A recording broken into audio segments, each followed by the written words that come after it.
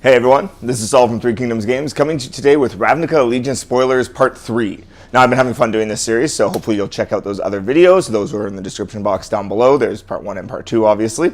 As well as stay tuned to the end of the video, because we will be doing a giveaway. This will be a month-long giveaway. Anyways, on with the spoilers. So, for Orzhov, you have Kaya, Orzhov Usurper. She's a 3 mana cost planeswalker who starts with 3 loyalty. So, okay, 3 costs, usually decent planeswalkers at 3. +1, exile 2 cards from a graveyard. If one of those was a creature, you gain 2 life. Not too bad. I can see ways of manipulating this to try to deny other people's resources. If they have a graveyard-dependent strategy, in the case of standard, the undergrowth strategies and stuff like that, you can start stripping out their creatures. -1, exile target permanent with 1 CMC. So this is for your Sorcerer's Spyglass, your Pithing Needles, any of those annoying 1-cost effects. It's an okay ability. -5, deal damage to target player equal to the number of cards they own in exile, and you gain that much life. Now, I thought of a really dumb combo with this in Mnemonic Betrayal if you're in like a mill deck, but yeah, maybe I'll build that. Overall, I don't know, kind of lackluster. You have to build very specifically to use her well if you want to try to abuse her effects. Anyways, onwards, we have Seraph of the Scales. So it is a 4 CMC, 4/3 flyer. You can pay 1 to give it vigilance. Sorry, pay 1 white to give it vigilance, or pay 1 black to give it death touch, and it has Afterlife 2. So this is the first time we've seen an Afterlife effect with more than 1 attached to it, so it's not bad already. 4 for a 4/3 flyer is pretty on curve, and then the fact that you can pay to adjust its effects is pretty strong. Now, the problem with the 4/3 is the fact that it's still boltable, lightning strike, wizard's lightning, things like that can still deal with it. But if they do, they now have 2 1/1 flyers to deal with, which I guess might be easier for some people. You have Teysa Karlov at 4 for a 2/4, so not too bad. It's kind of on curve already. Doubles the triggers of any creatures that die that would cause a triggered effect. So, for instance, your Afterlife trigger, when it dies, you'd gain 4 instead of 2 for the Seraph of the Scales, or 2 instead of 1, or anything else that might trigger on the way out. It will double this trigger. So, not a bad card overall. I have a feeling this is going to see a lot of Commander play, given that I already had 1 or 2 Commander players talking to me about this before I even got in to read the spoilers to do this video.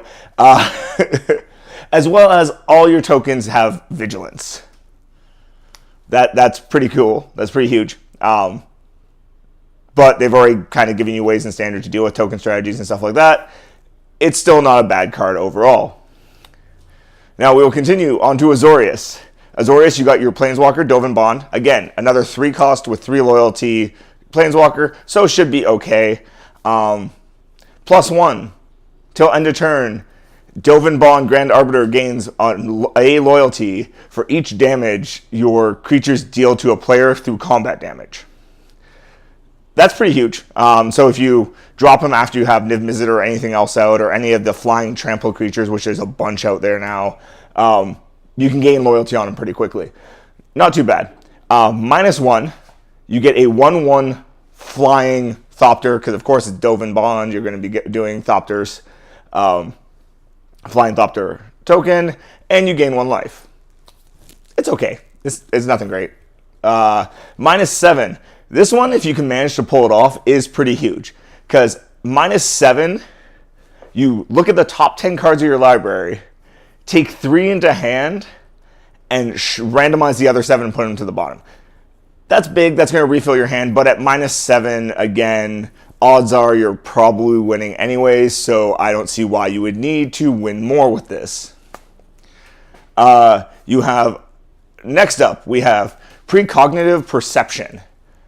Again, another addendum card, which I am not thrilled about, because generally addendum seems to be overcosting cards in order to make it worth your while to try to do them during your main phase. So use better cards, please. But anyways, For 5, you draw 3, and then if you did it during your main phase, you scry 3 and then draw 3. Cool. I'll stick to my opt. We also have, again, keeping up with this trend of stapling pre-existing effects onto bodies. Deputy of Detention. It is 3 mana for a 1/3 with Detention Sphere. So for those of you who don't know Detention Sphere, when it comes into play, exile target non-land permanent, and all permanents that share a name with this, so i.e. all those tokens, if you were trying to do a Tesla strategy, are gone, and when it dies, you get everything back. It's a 1/3. It's really easy to deal with. If it was a 1/4, I think it would be better. Because 3 mana, 1/3 is kind of meh with an exile effect, cool, but we're living in a format with so much removal that this doesn't matter really. Next up, you got your counterspell for Orzhov or Azureus. It's not really that great. It is 2 blue and a white, counter target spell, gain 2 life.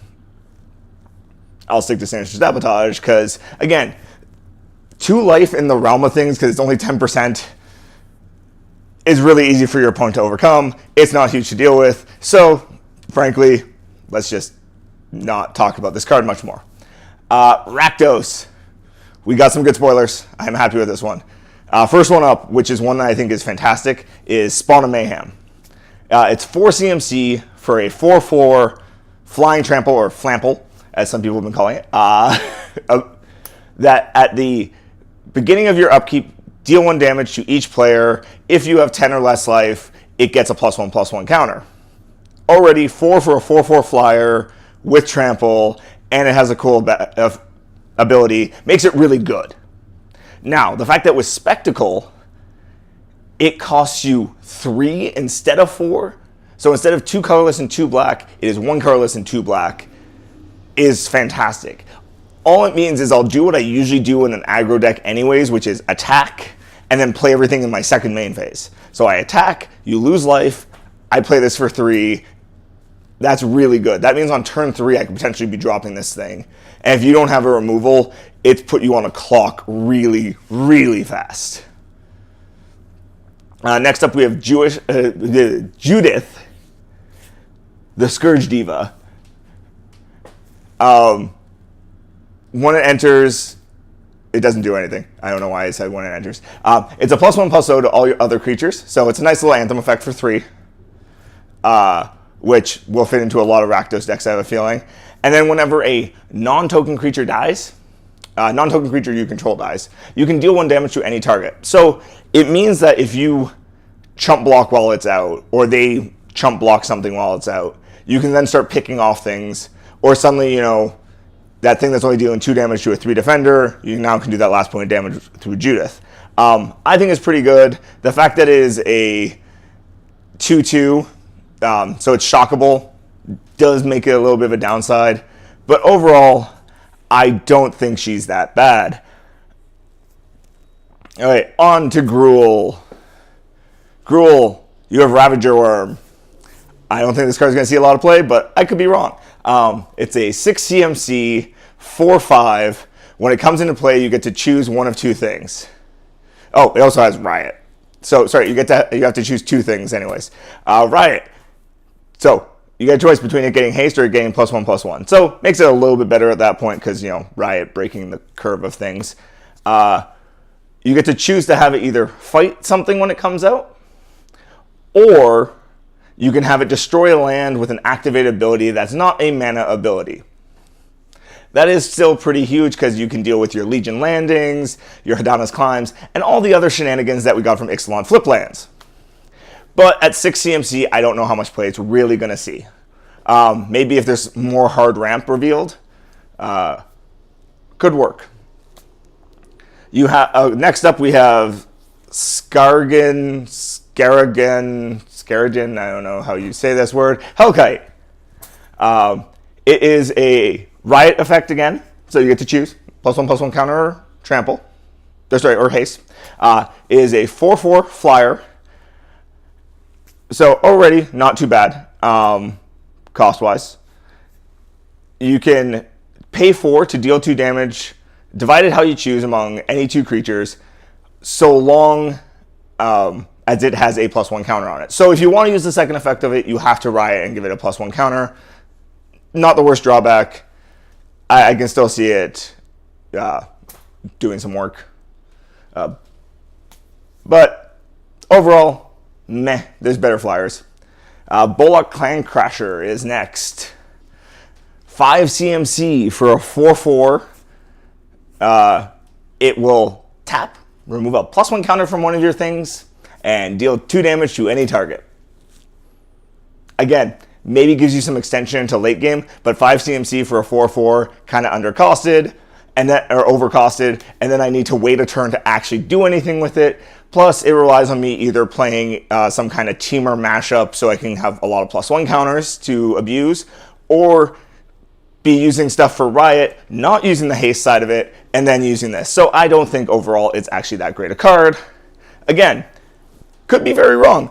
I have no problem being proven wrong. It's actually kind of fun when that happens. Now, next up, we have Simic. Simic, you got a pretty good